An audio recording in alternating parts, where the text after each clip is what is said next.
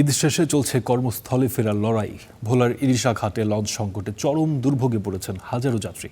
বেশি ভাড়া দিয়ে অনেকে যাচ্ছেন ঝুঁকিপূর্ণ স্পিড বোটে। অতিরিক্ত যাত্রী হয়ে উঠছেন ছাদেও। যে কোনো সময় ঘটতে পারে দুর্ঘটনা। ঈদে গ্রামে ফেরা মানুষ জীবিকার তাগিদে ফিরছেন ইট পাথরের শহরে। ভোলার ইলিশা ঘাটে উপচে পড়া ভিড়। ঢাকা কিংবা লক্ষ্মীপুরগামী লঞ্চে তিল ধারণের ঠাঁই নেই। যাত্রীর তুলনায় নেই পর্যাপ্ত লঞ্চ, সি ট্রাক। ফলে দুর্ভোগে পড়া সাধারণ মানুষ ঝুঁকি নিয়েই রওনা হয়েছেন গন্তব্যে। দুর্ভোগের কোনো শেষ নেই। এই আমি আসার পথে প্রায় 4-5 কিলো পথ পুরোটা জ্যাম হয়ে আছে রাস্তা। মানুষ রাস্তার পাশ দিয়ে যে হেঁটে আসবে সেই রকমের কোনো অবস্থা নাই। এখন মানুষ এই যে আপনার লঞ্চ তো ফুল হয়ে যাচ্ছে, লঞ্চে ওঠার মতো পরিবেশ নাই।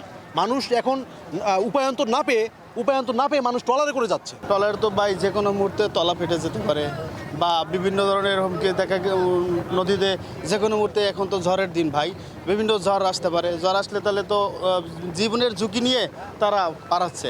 এখানে কোনো আমাদের লস নাই, ফেরি নাই, তো আমরা কি করব? আমরা যাত্রীরা তো নিরুপায় হইয়া আমরা বোটে যাইতে হয়।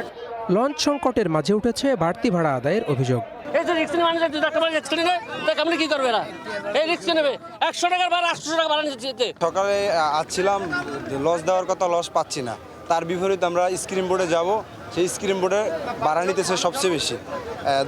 500 টাকার ভাড়া 1000 টাকা নিতেছে। 2 ঘন্টা 2.5 ঘন্টা লেট করার পরও লঞ্চ পাইতেছি না, স্পিড বোট পাইতেছি না, কোনো যাওয়ার মতো ফেরিও পাইতেছি না।